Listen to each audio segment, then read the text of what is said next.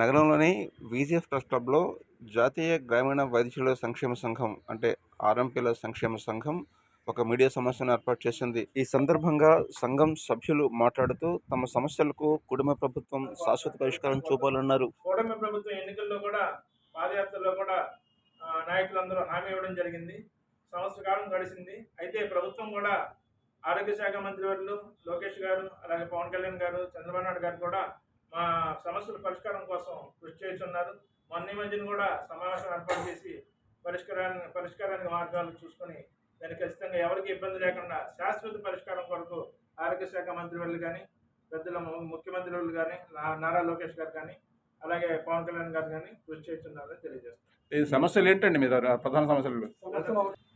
BR Anjaneyulu RMP federation సభ్యుల్ని, అలాగే గ్రామీణ వైద్యుల సంక్షేమ సంఘం ఏపీ ప్రెసిడెంట్.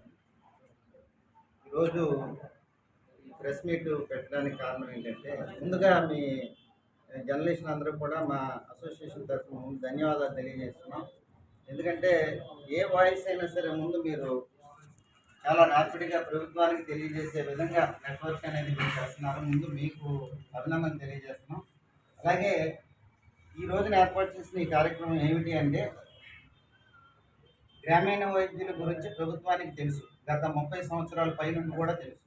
ఎందుకంటే మరి 2019లో నేషనల్ మెడికల్ కౌన్సిల్ వచ్చిన తర్వాత గ్రామీణ వైద్యులకి సంబంధించింది టోటల్గా మీరు ప్రాక్టీస్ చేయడానికి వీలు లేదు అనే ఉద్దేశంతో చాలామందిని కట్టడి చేసి ప్రభుత్వం చాలామంది మీద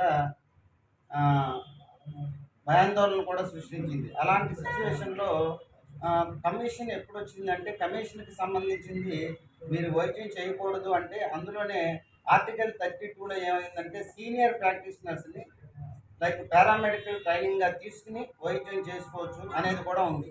ఆ పాయింట్ మీద ప్రభుత్వానికి సంబంధించిన ఈ ఆరోగ్య విషయంలో మీరు చాలా జాగ్రత్తగా చేసుకోండి అని ప్రతి ప్రభుత్వం కూడా మాకు చెప్పకనే చెప్పిన 2008 రాజశేఖర రెడ్డి గారి గవర్నమెంట్లో మాత్రం ఆయన యాజ్ ఏ డాక్టర్గా ఆయన మీరు చేసే సర్వీస్ మాకు తెలుసు అని చెప్పి ఆయన జీవో నెంబర్ ఒకటి ఇష్యూ చేసి కన్సర్న్ డిస్ట్రిక్ట్స్లో వితిన్ 30 డేస్లో ఆయన జీవో నెంబర్ ఇష్యూ చేసి పైలట్ ప్రాజెక్ట్గా ఒకటి క్రియేట్ చేసి పారామెడికల్ ట్రైనింగ్ అనేది ప్రొడ్యూస్ చేయడం జరిగింది.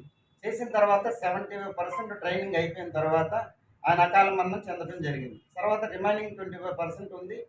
అప్పుడు ఏమైంది, తర్వాత వచ్చిన కిరణ్ కుమార్ రెడ్డి గారి గవర్నమెంట్ కానీ, రోసీ గారి గవర్నమెంట్ కానీ ఆ ట్రైనింగ్ అయిపోయిన వాళ్ళకి సర్టిఫికేషన్ లేదు, రిమైనింగ్ వాళ్ళకి ట్రైనింగ్ లేదు, లేకుండా అర్ధాంతరంగా ఆగిపోయింది.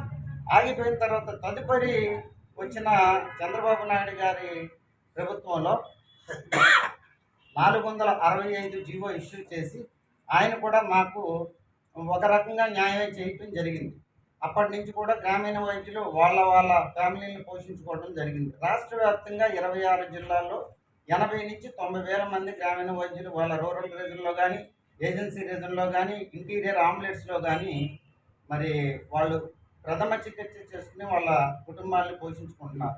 వీళ్ళు కూడా ఒక 5 సంవత్సరాల నుంచి 10 సంవత్సరాలు ఒక క్వాలిఫైడ్ నర్సింగ్ హోమ్లో ట్రైన్డ్ అయ్యి, ఆ ట్రైన్డ్ అయిన అనుభవ రీత్యా బయటకు వచ్చి ఆ ఎక్స్పీరియన్స్ బేసిస్ మీద ప్రథమ చికిత్స చేసుకుంటూ వారి ఉపాధి చేస్తున్నారు.